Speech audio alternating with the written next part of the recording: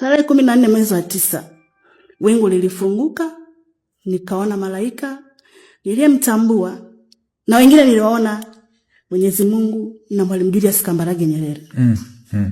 Akiniambia kwamba nenda kaitetee Tanzania, iokoe Tanzania. Huko anatoa machozi. Akaniwekea sehemu kama video kidogo kwenye wingu. Sufuria limejaa maji, yametokota mpaka yakaisha. Akasema angalia nchi yangu inavyoenda kuteketea na kuisha. Maji yalitokota mpaka kabaki kidogo.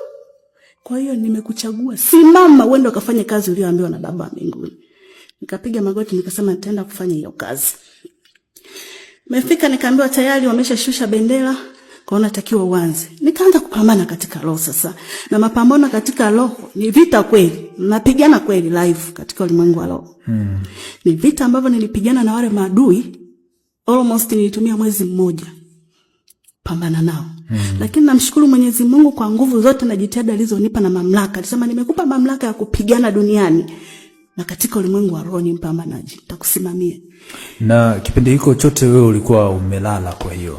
Kwa hiyo ni matukio ambayo kila ninapolala usiku wangu wote mimi ulikuwa ni wa matukio.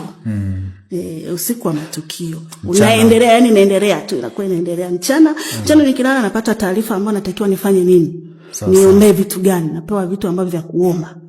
Omba leo kwa ajili ya mapambano ya usiku. Kwa hiyo maisha yanakuwa ni ya kulala. Maisha ni ya kulala. Tunakuta watu nje, huyu mbona ni mtu wa kulala lala, ana shida gani? Na hiyo hali imekutokea kwa mwezi mzima. Hiyo hali nadhani toka na mwaka mzima sasa. Inayomtokea hiyo.